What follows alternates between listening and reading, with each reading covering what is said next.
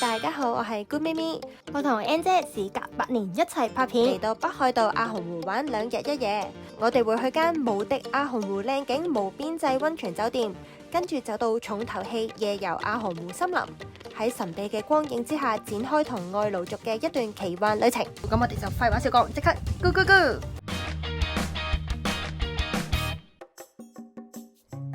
耶！我哋已經到咗阿寒湖啦，而今晚我哋住嘅呢間酒店咧，正正就係 New Akan Hotel。呢度嘅 Welcome Snack 好得意啊！佢係呢啲波波羊羹，用牙籤吉上去咧，佢就會爆嘅。咁呢個係咖啡味嘅波波羊羹。我第一次見羊羹係波波形，好得意啊！你而家咧就已經入到我哋間房嗰度啦，就帶大家睇下啦。咁大家一嚟咧就會見到有個榻榻米啦，跟住然後咧，睇我窗景嚟，因為佢係我哋呢間房咧係湖景房啦，咁所以咧係可以見到超級無敵嘅湖景啊！而家慢慢地開始有少少紅葉嘅感覺咧，我相信真正秋天嘅時候係會更加之靚啦。咁其實咧，我哋都見到呢一間房係非常之有古早味嘅感覺啦，即係真係好似細細個睇日本風情畫嘅感覺。但係咧，佢係真係所有要有嘅嘢都有啦。即係雖然我哋見到間房嗰個洗手間啦係比較正常簡單嘅洗手間，但係因為咧啲日本人其實都預咗你一定會上去上面最靚嗰個Sky Terrace 嗰個大浴場嗰度浸溫泉嘅，咁所以基本上咧都唔會話點樣用到房入面嗰個嘅淋浴間啊。呢度嘅大浴場天空 Garden Spa 真係不得了啊！因為咧佢係嗰啲無邊際溫泉。嗱，我哋通常住嗰啲5星級酒店咧就會係無邊際泳池啦，但係佢呢個係溫泉，仲可以見到呢個阿寒湖嘅景色啦。而秋天嘅時候，我相信亦都係會非常之靚嘅。同埋佢好特別咧，就係咧擺咗啲凳喺嗰個溫泉入邊㗎。咁大家你可以坐住喺嗰個溫泉嗰度，慢慢欣賞呢個湖景啦。咁然後咧，如果大家覺得啊，我想要暖啲嘅溫泉喎，咁佢隔離仲有一個露天嘅溫泉，就係呢個溫度會高啲嘅。暖啲嗰個溫泉咧，其實佢就有個玻璃高啲，就應該會擋風啦。所以如果大家嚟嘅時候天氣可能好大風啊，咁你哋可以浸另外一邊嗰個啦。嗱，咁呢度咧有趣嘅地方即係男女混浴啦。咁咧係啦，即係通常大家對日本嘅男女混浴都有少少幻想啦，但係發現咧通常都係啲 uncle auntie 咁樣啦。但係其實唔係㗎喎，因為後生女都唔需要驚，我哋係可以借咧呢度專用嘅一個溫泉衫啊，係唔使錢嘅。咁你借咗着咗佢之後咧，就可以上去浸咧，就好安全啊嚇，絕對唔會驚自己係即係唔係包住條毛巾咁樣落去啦。咁亦都相對係可以享受嗰個景色嘅。大家都一定要去，我覺得真係唔好嘥。我哋已經嚟到阿寒湖之旅嘅重頭戲，就係呢個Kamui啦。咁呢一個活動咧，其實就係一個喺森林入邊嘅夜行活動啦。係啊，咁平時咧去一啲溫泉街道過夜嘅時候咧，都會覺得夜晚好似去到7點8點之後已經冇嘢做啦，就要翻酒店。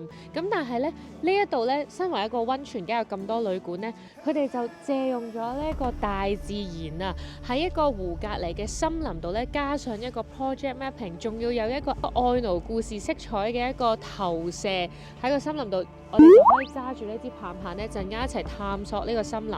冇錯啦，大家見到有隻貓頭鷹喺度，而我都專登準備咗我嘅愛貓愛鷹喺度，係啦，因為咧佢入邊咧係其中關於一個愛奴嘅傳統嘅一個故事咧，就係關於貓頭鷹同埋姜鳥咯。所以其實咧呢個 Kamui 咧就已經係呢個愛奴話嘅，就係神威一個神聖嘅力量嘅意思啦。咁 Lumina 就係好明顯就係啲着燈啊，好靚嘅，咁我都好期待啦。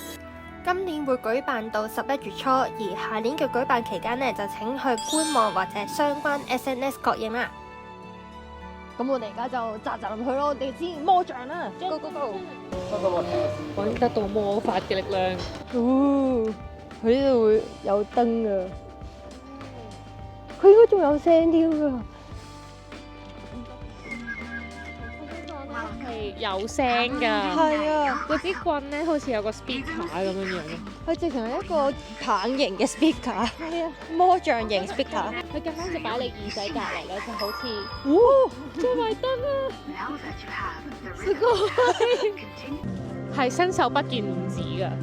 係啊，所以係有一種神秘嘅感覺啊！哦，嚟到嗰個門口啦，個影就係阿豪咯，而家着晒燈，黑色嗰度。係啊。哇，佢啲音樂咧都好認真。係啊。我其實係有啲驚，會唔會有啲野生動物走出嚟？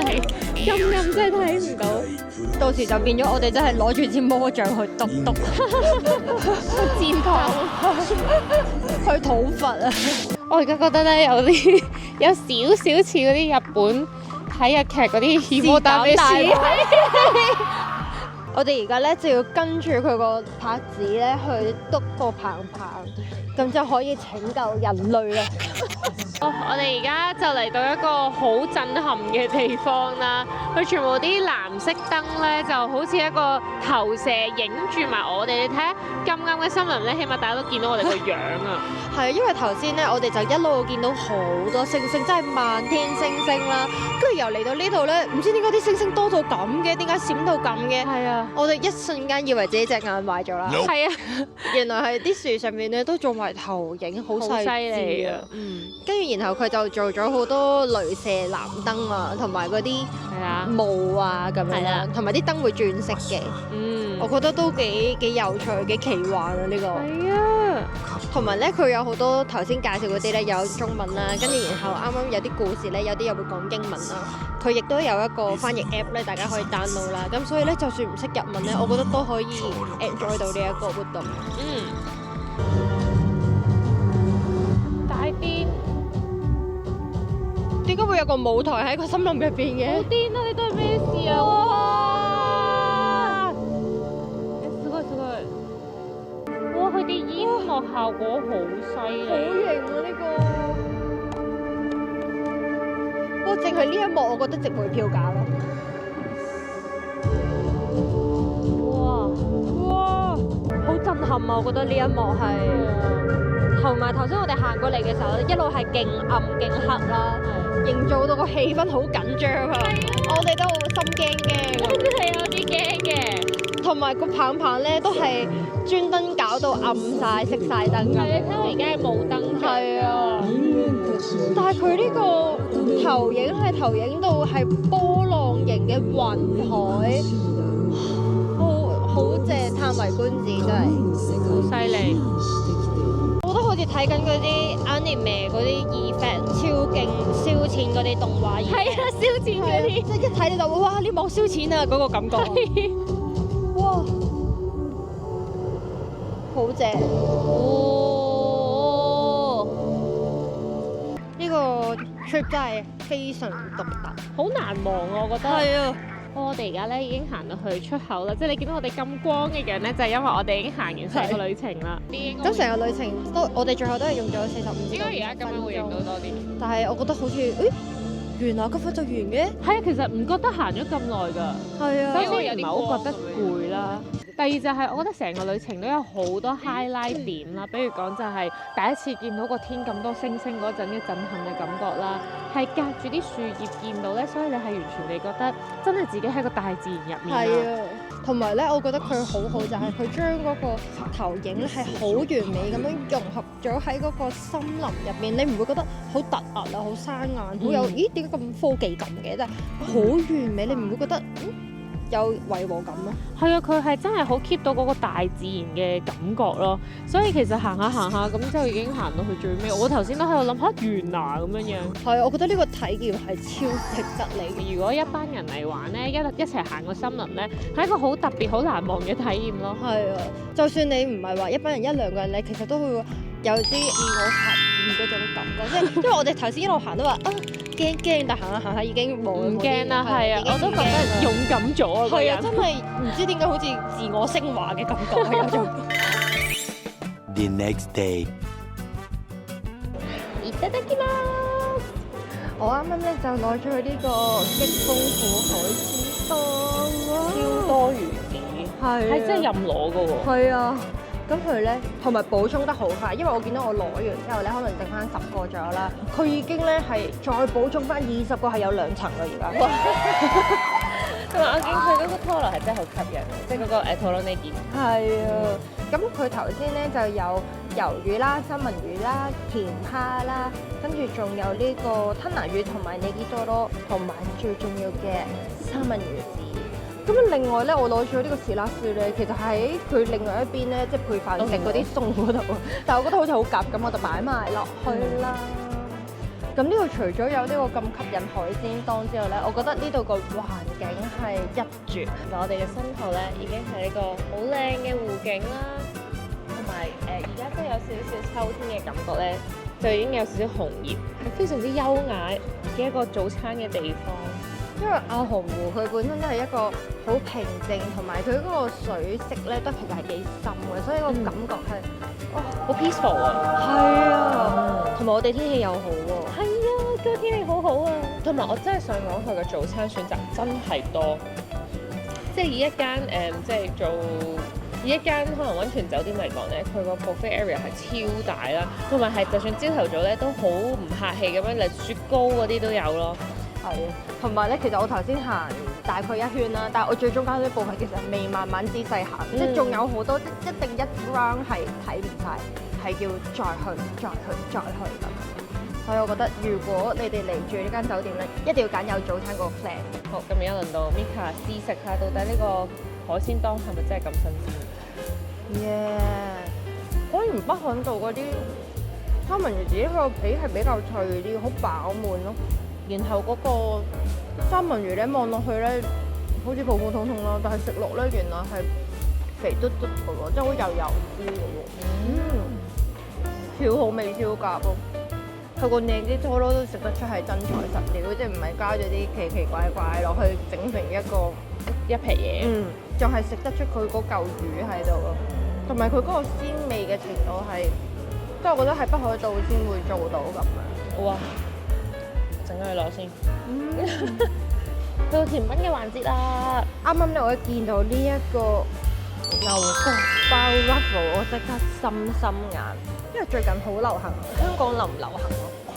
其實冇日本咁流行，我都係第一次見，同埋我第一次見原來呢個 waffle 係咁樣整出嚟咯。係啊，佢係真係成個生嘅，即係未焗嘅喎，成個牛角包係生嘅，跟住就擺晒喺度啦，跟住俾你自己咁樣焗咯。佢自助餐油我都係第一次見，但係呢個甜品而家喺日本咧就係非常 hit 咯。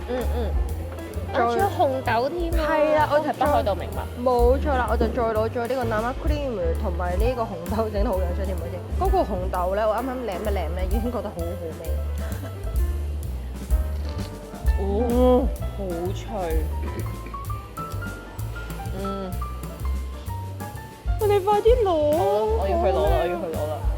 啪一聲就咬落去嘅時候。係啊，其實我一早已經攞咗，擺咗好耐㗎啦。但係佢仲係咔咔好脆嗰個，同埋要 ASMR。係啦，佢係外面脆啦，然後入邊係鬆化啦，同埋咧平時 Ruffle 佢冇咁多牛油嗰個層次感咯，但係佢呢個有牛油味又有層次感，同埋佢入邊係仲係有嗰個麵包嗰一個咧黏黏韌韌嗰個口感嘅，好誇張呢度，超好味，好好味，唔怪之我頭先見到啲妹子咧兩個咁攞，我見到好多細路女喺度排隊咯，係好好味啊！我覺得呢度真係佢有啲心思咯，去做呢啲嘢俾你食。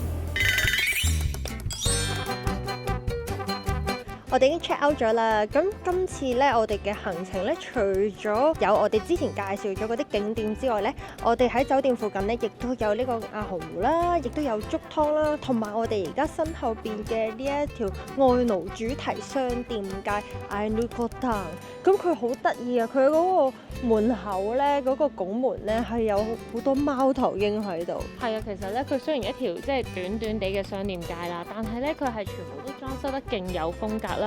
佢亦都有 cafe 啦、咖喱飯店啦，亦都有手工藝品店啦。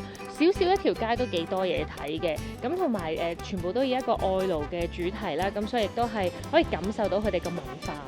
同埋咧，佢後邊嗰條街嗰個感覺咧，你會好似喺童話故事入邊先見到咁樣嘅建築風格，喺平時嘅日本啊，甚至香港啊，其他地方都好難見到咯。